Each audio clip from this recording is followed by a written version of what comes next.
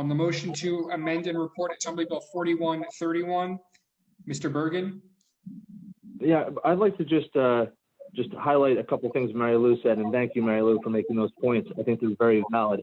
I mean, to mandate a certain level of staffing at the front desk overnight, it seems not well thought out and excessive, and puts a burden on these businesses that they shouldn't really need to incur.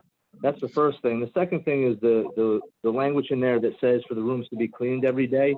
Being someone who travels frequently from work, I know as a user of a hotel that I don't want my room cleaned every day. So this legislation and those particular 2 points, they don't really seem to make a whole lot of sense.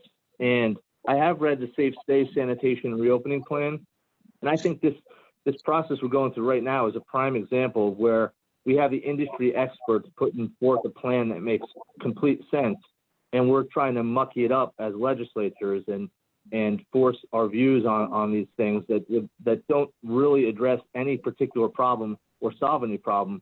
And I'm very concerned about it. I also think I'm going to vote no on it because I think that this should be cleaned up before it moves out of committee. And if the Assemblyman is as open to suggestions as everybody says, I think it should be cleaned up and made into a bill that makes sense before we vote it on. So I'm going to vote no right now. Thank you. Mr. McClellan. Mr. Chairman, if I may, all hotels, motels, and bed and breakfasts aren't created equal, especially down here in Cape May County where we have a bunch of bed and breakfasts and things like that. And to force somebody to hire more staff to try to stock pile people in an unsafe environment is not good for anybody. So when you introduce other foreign people into a room where people are staying with family, this is not good. You want to practice social distancing and give the family the opportunity to decide if they want their rooms cleaned or not. And if they can get clean towels every day, then that should be their option and their choice, and allow that to happen without having somebody go into their room on a daily basis or require that somebody is going to have an entity is going to have to hire more staff, especially at a time like this. So with that being said, I'm going to vote no. And thank you, Mr. Chairman, for allowing me to speak.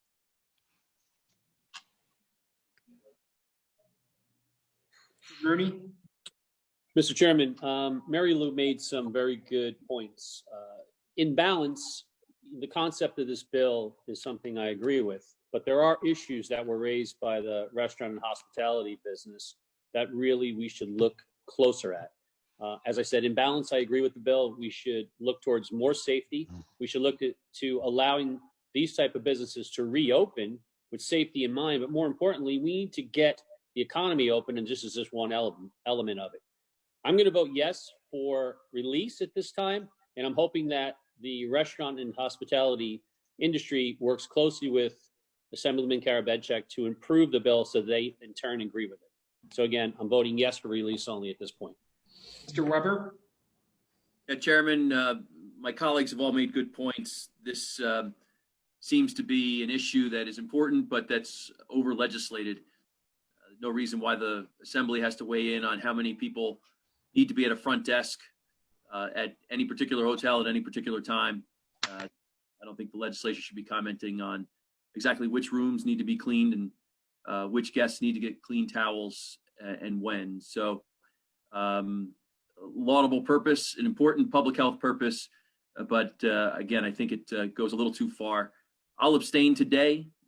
Hopefully the sponsor will take these comments and the comments of the hospital and the Hospitality and Restaurant Association into account, and maybe we can get it improved for the floor. So I'll abstain.